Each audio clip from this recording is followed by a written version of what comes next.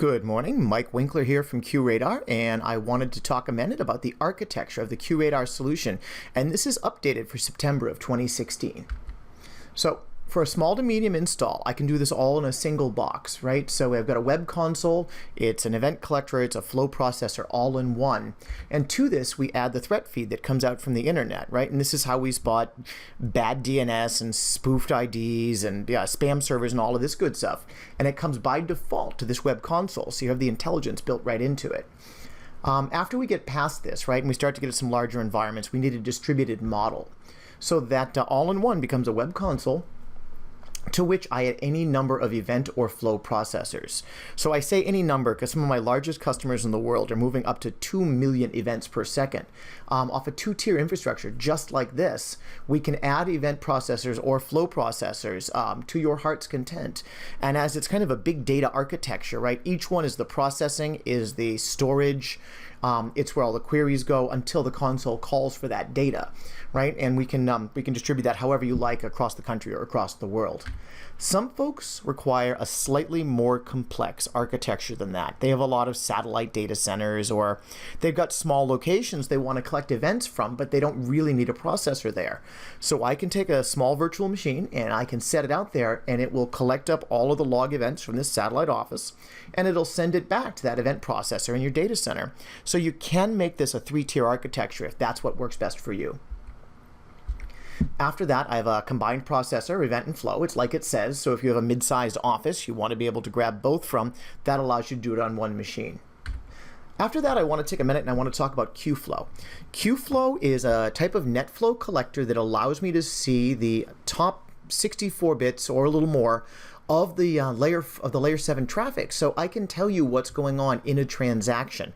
A lot of the times we'll fix 3 network problems before we find a security problem, but if you see scripts that have been running for years for machines that aren't there, or it's password change day and every iPhone is spazzing trying to find the way to Active Directory because you changed the password in your workstation, or any number of these things, including OpenFTP where it shouldn't be. There's a lot of great examples that I can see in the Qflow because it makes NetFlow smarter.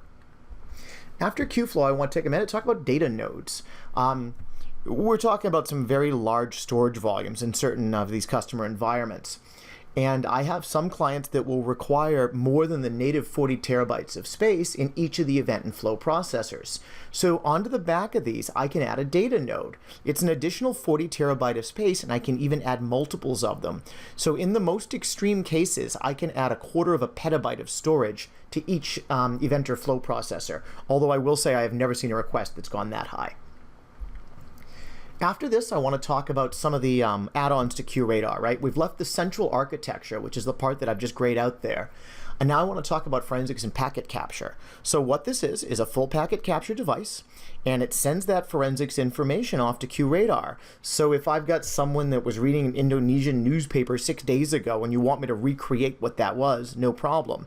Or if somebody's Gmail is sending out files.bat and you want to know what's in it, we'll just recreate it for you. So it's full forensic recovery, and it's tied to the offense cycle inside Qradar. So it's not just a place to go dig, and you can absolutely dig through the data to your heart's content, but it's a way to attach meaningful data to the offenses you found in Qradar.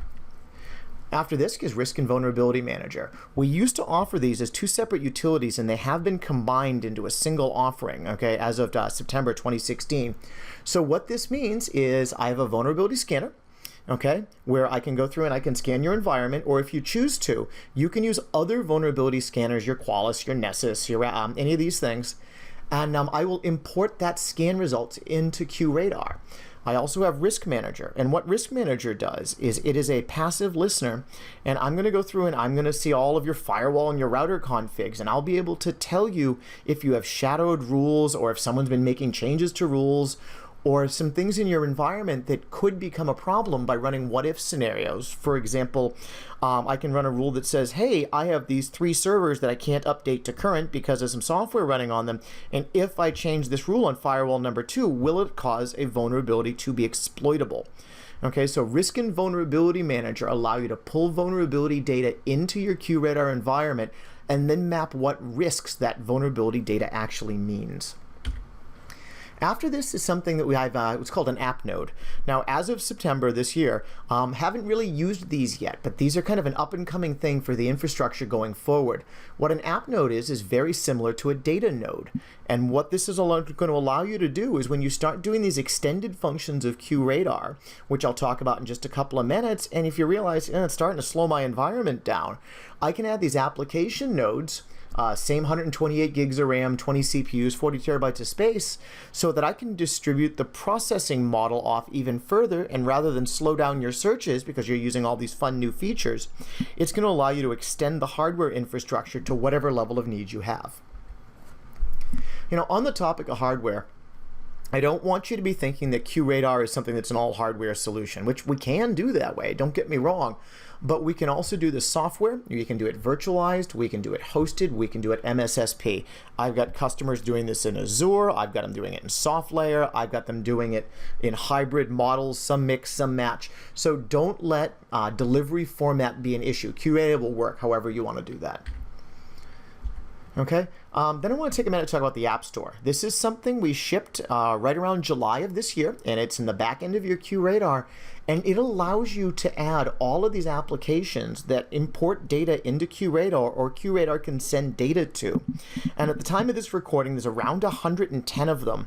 And unlike the App Store on your iPhone or in Splunk or something like that, they have a couple of things in common. Number one, they're all vetted by my team up in Canada so that we know they're good apps. They're well written.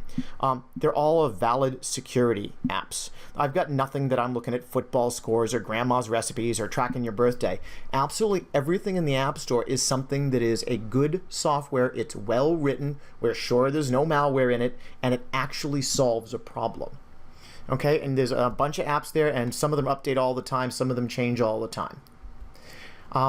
In that list of things is an acquisition of IBM from earlier this year is Resilient, and this is incident response planning. It's an incident response platform, and it gives you an automated way when something comes in from Qradar or anywhere else, and you have an incident and you're trying to map it through the proper process. Who needs to be informed? What needs to be done? When does it need to be happen? What if someone's on vacation?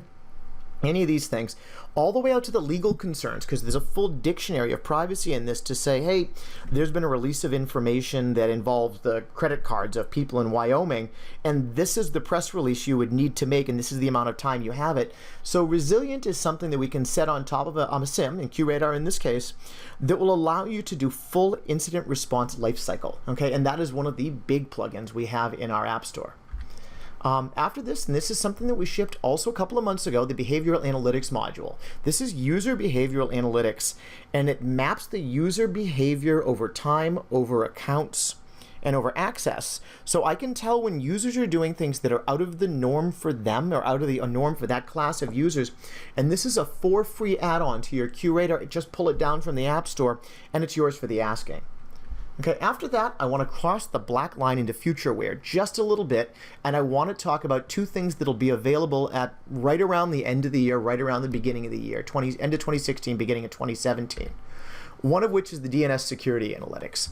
DNS is one of the major exfiltration channels for a lot of malware. So if you have someone that has spoofed DNS or bad entries or man-in-the-middle attacks, or they're trying to exfiltrate data in DNS packets, you're already pulling all of this data into Qradar.